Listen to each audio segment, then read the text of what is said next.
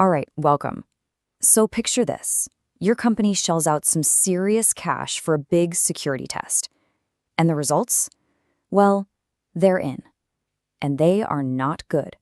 We're talking critical business exposing flaws. The test is over. Now the real work begins. This isn't just some made-up scenario. This is what happens in offices all around the world every single day. The security auditors pack up their bags and they leave you with this report that basically screams, hey, your digital front door is wide open. So what's the plan? What do you do, like right now? Where do you even start? To really get our heads around this, let's use a case study. We'll call them the ABC Zipper Company. Their security test found 3 massive, and I mean incredibly common problems.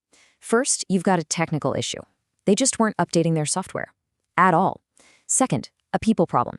Their staff were clicking on phishing emails like it was their job. And third, a policy problem. Way too many people had admin rights, the keys to the entire kingdom. Now, the temptation here is to just play a game of whack-a-mole, right? Just patch this, fix that, and move on. But that's not the goal. The real goal is to fundamentally change how the company approaches security. See, a good plan doesn't just put a Band-Aid on today's problems, it builds a resilient foundation that can actually stand up to whatever threats come next. So, how do we actually do that? Well, we follow a structured 4-phase plan. This is pretty much the gold standard in the industry. First, we contain the immediate threat. Then, we eradicate the root cause of the problem. After that, we recover and, crucially, verify our work. And finally, we improve, so this becomes part of our DNA. This is our roadmap out of the crisis. All right, phase 1. This is all about speed. We're talking the first 48 hours. The goal is super simple. Stop the bleeding. We're not trying to boil the ocean here. We are laser focused on knocking down the biggest risks as fast as we possibly can. First things first, that outdated software. The immediate action is to push out every single critical security patch. And I mean all of them on an emergency basis. We're hitting the systems that face the public first. Your web servers, email systems, basically anything an attacker can easily find and start poking at from the internet. So why the mad dash? Well, think about it. This one move closes all the most obvious, well-known doors that automated hacking tools are scanning for 24/7. It's really the digital version of locking your front door when you know there are burglars walking up and down the street, checking every single handle. Okay, the second containment action is all about those excessive permissions. The order goes out right now. Revoke administrator access from anyone who doesn't absolutely need it to do their job today. For almost everyone in the company, a standard user account is more than enough. And this is a perfect example of what we call containing the blast radius. Just think, if an employee gets a phishing email and clicks the link, what can that attacker now do? If it's a standard account, the damage is probably pretty limited. But if it's an admin account, game over. The attacker basically owns your whole network. This one simple step can be the difference between a small problem and a total catastrophe.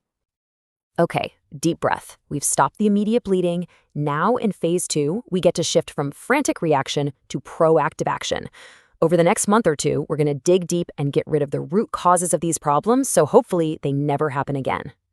For that software update mess, the long-term fix isn't just doing emergency patches whenever there's a fire. No, it's about putting a formal patch management policy in place. This just means creating a predictable, managed process. You know what you have a schedule for updates, and you test them to make sure they don't break anything important. It's how you turn chaos into order. Now, to fix the phishing problem, you have to focus on the people. And that means rolling out a real security awareness training program. But here's the secret sauce. It can't just be some boring video everyone clicks through. It has to be combined with simulated phishing campaigns. Sending safe, fake phishing emails to your own staff to see who clicks. It's education, but with a practical test.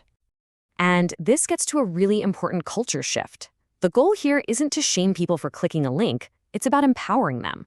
It's about transforming our employees from being seen as the weakest link in security to becoming our active, vigilant first line of defense. And for that third big problem, the excessive access, our solution is built on a core security idea, the principle of least privilege. It's actually a really simple concept. It just means that people should only have access to the exact information and systems they need to do their jobs, and absolutely nothing more. So how do you actually make this happen? Well, you start with a big company-wide access review. Managers literally have to justify every permission their people have. Then you move to something called role-based access control, or RBAC. You define a role, like accountant, give that role permissions, and then assign people to their role. And from now on, the default for any new employee is minimal access. Now we're at phase 3. And honestly, this is where so many companies just drop the ball. They do all the hard work up front and then they just stop. This phase is all about playing the long game. It's about verifying that our fixes actually worked and then making security a continuous process, not just a one-off project. Which brings us to this absolutely essential step. You have to schedule a retest. In about 3 to 6 months, you bring those security testers back. You have them run the same scans, send similar phishing emails, and try to break your access controls all over again. And why is this so non-negotiable?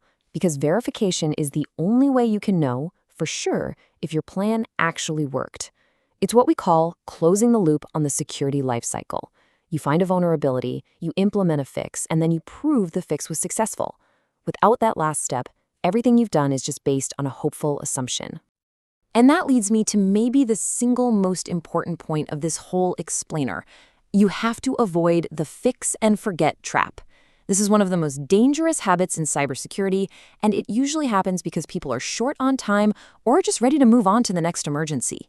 Let's look at why skipping that verification step is such a disaster. Let's just ask the question straight up. So you found a software vulnerability. Your IT team tells you they've deployed the patch, everyone high fives, case closed.